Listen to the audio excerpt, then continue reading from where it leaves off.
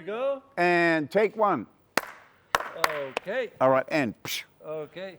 So good to see you again. Ciao, Tommy. bello. Ciao, ciao. Ciao bello, I like that. I know that you don't have a fixed set list, right? But your That's right. shows, well, they feel so balanced. So, Well, yeah. I think, how do you manage, how do you manage it? Well, first, when I'm playing solo, I don't really need a set list because there's no one else who needs to know. Even my sound man and my lighting director, they want to know what we're starting with so they can be ready. But other than that, we say, okay, see you at the end, you know. Just like that. And anything I go to, you know, my sound man, Steve, like last night I played a song and I sang it that I haven't done in maybe 10 years. And in the end, I do this bend where I make the sound of a train. Like that, and he was straight with it. The tail of reverb went out. He knew, and my lighting director was following me, and you would have think, wow, they rehearsed it perfectly. No, we just did it on the fly. You can do this when you're working on your own. But to your question about how do you do it, Yeah. I think a lot of it is I have a very wide repertoire that I've built all my life. So I can call on many different things. Of course, when I'm touring, as I am right now, I have a new album out, so I'm anxious to play some new songs for my audience and all that, and to showcase these songs so maybe people will get excited and go to buy a record. Yeah. Yeah. You know, Hopefully. so hopefully that will be the case, and your music can come into their world, come into their car, into their house, and things like that. So that's what I try to do with my show. But I always leave space. If someone sings out, "Can you play the Endless Road, or Angelina?" Then I can play those songs. Oh, right. Yeah. All right. So, yeah. So it also depends on the audience of that singer. Every night is unique, I guess, right? Yeah. The audience is different, and It's different all the time, and also I'm trying to take the audience like this, you know, like that, you know. First we come out of the gate snorting from the nostrils, you know, and you give it hell, right? And then we are having so much fun, right? Now I play something serious after a while, yeah? And then maybe I sit down and play something quieter and that's more intimate, right. And then something else, you know. I try to give my audience everything, every emotion, every feeling, every way of being, you know. yeah, yeah, good. And talking about playing live, I know that you said that you usually, or always, I don't know, but you usually, before recording a new tune, you play it live. Yeah, and I like to road test my songs. yeah, and how so that helps you. Yeah, but basically shape the song. Yeah, when you walk on the stage, every moment has to be Yeah. strong. Right. It has to be, what I say, bulletproof. Mm-hmm. It has to be strong. So if you have a new song and you really love it, but you're not sure, you play it to an audience and soon you will know, oh, this part is not so strong or whatever, you know. But that hasn't happened to me in 45 years of playing and songwriting, because what I do is when I'm writing a piece, I record it on my iPhone on voice memo, yes. And then I put the guitar down and now I'm the listener. And I listen for everything, you know. And if there's any part that I think, I'm hanging around this B flat a bit too much, or whatever, you know. Yeah. So my instincts will tell me okay. where the tell the story, make it strong, and get out of there and get on to the next one, you know. Don't wait around and do this and do that and put flowers and a sun in the background. No, let's go. Let's move to the next one, you know. Yeah, so, but still you like to road test them, like you said, live test them. Yeah, road test, yeah. Because it's real life. And if it works really well, then you want to do it tomorrow night, you know. Yeah.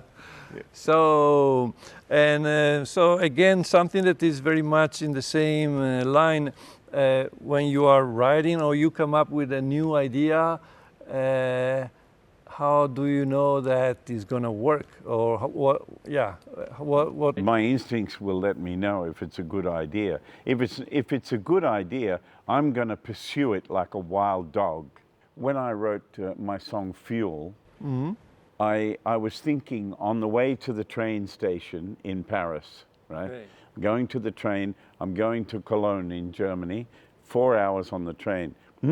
I can write a song. So I start thinking about what I want to do, and my mind came up with this idea. You must write something to replace classical gas. Yeah. What can you do, you know? That's a tough one what to can replace, you right? do? Yeah. What can you do so you can play this song instead of playing classical gas? Because maybe people are tired of seeing me play that, or maybe the composer has seen so many checks. It's like, he's still playing my song. So that was my thought. I got to come up with something that replaces classical gas. It was just something It was all in here. in here, yeah. without the guitar? Without the right? guitar, right? So then when the train left and we got to full speed, I went straight back, got my guitar out, and I found this chord that I really like that I've never used in a song, right? And so the melody soon starts appearing when I hit that chord, and then in less than 3 hours I had the whole song written, and then I had to start playing it so I could play it and perform it on the show, and I played it that night. You played it that same night? Yeah, on the concert. And I was skating on thin ice a little bit in a couple of places because I was trying to remember everything.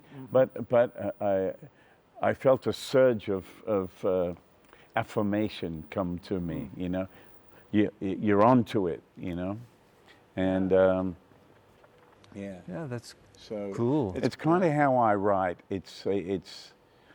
I'm always thinking when I'm writing, I have many hats. Like first, I'm the songwriter, but I'm the producer, and the producer points out where anything that's not strong enough. Sorry, we have to make that better. You know, that's the producer. The songwriter's giving ideas and trying things, and then the performer has to be there too. These are all my hats. All right. So when I go out there to play, and you see me playing live, all those guys are here. I'm the producer in this moment, I'm the songwriter in this moment, and I'm the performer in this moment. And I'm also listening to tuning, how it feels, how can I get a better tone, just moving the tiniest bit with my hand, all those things, they're all going on in split-second timing up there. Wow, yeah. Okay, and talking about improvisation, so what do you think when you improvise now? Do you feel you are more free or more in control? Yeah, I'm much more free than when I was younger. But many people think, do you think about mode? You know, are you thinking mixolydian? And so I don't know. You know, I know I play certain modes, but I don't know what they are, and I can't name it. I just like that sound. You know. You know the sound. Yeah. So when I'm playing, sometimes I do two different things. I start playing stuff and ideas that I know, and then it leads me to somewhere, and then my mechanism that helps me, I start to phrase something like a singer, and then I build it, and so it becomes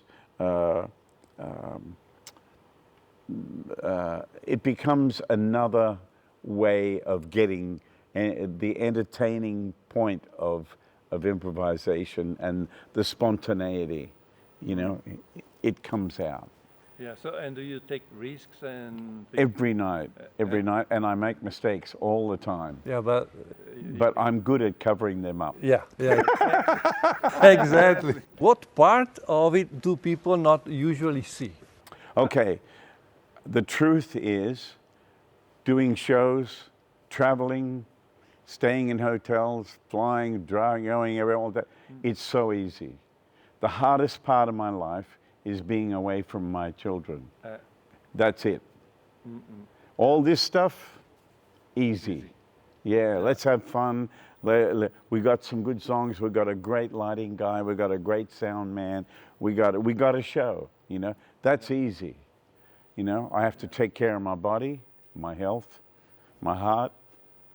But the hardest part of my life has always been and will always be the fact that I'm out here and I'm not home with my children or my grandchildren. That's it. It's very simple. Just like that, yeah.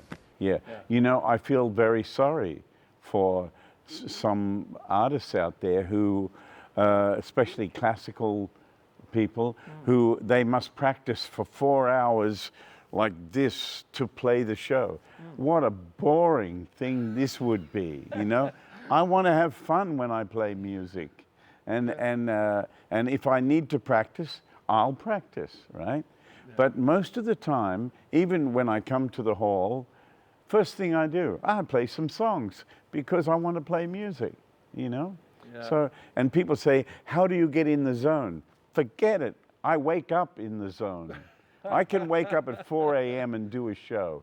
This is bullshit what people are saying. You got to get in the zone. That's bullshit. Either you can play or you can't. Well, yeah. Okay. Yeah, just like that. Yeah, that's it. Simple. Simple. And where do you find all the energy? Eh? Because you've been doing this for decades, and you do quite. Well, I'm starting to get better at it. I see. Maybe I'm improving on it. Yeah. But no.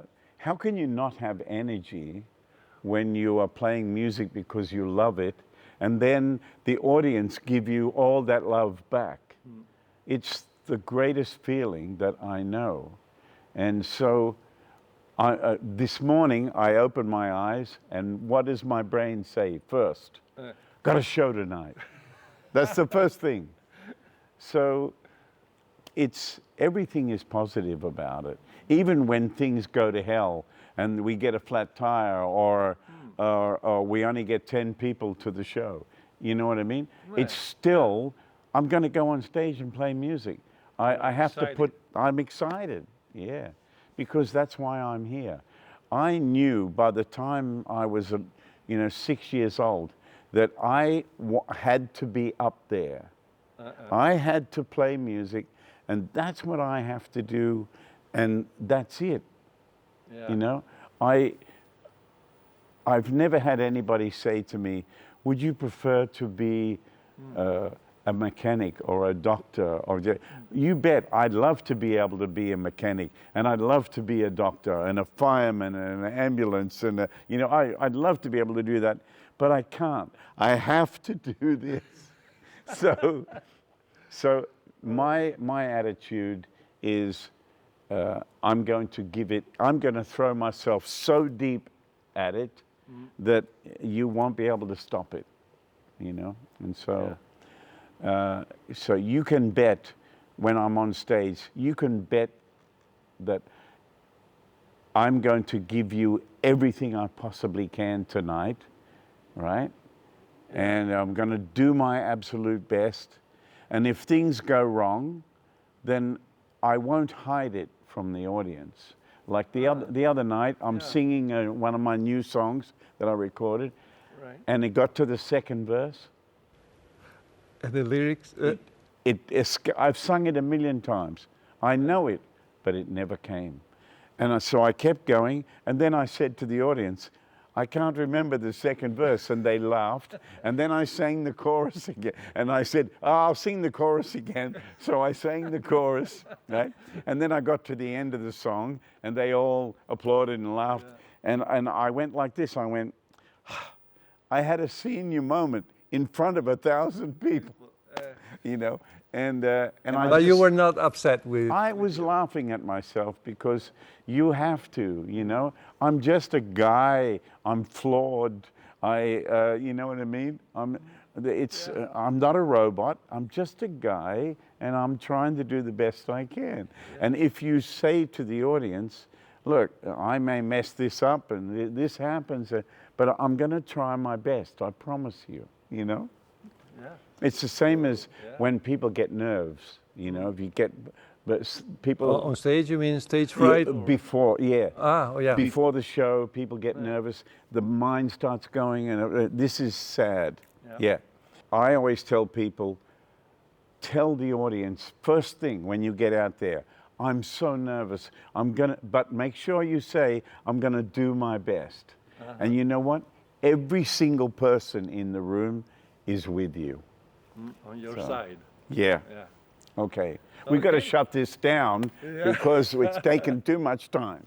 I'm sorry that. But no. Because we are talking about something we are passionate about. Yeah. I will stay here for an hour or two. So thank you so much. Thank you. All right. Thank you, Tommy. Well, you better read. You better read the credits. Read the credits.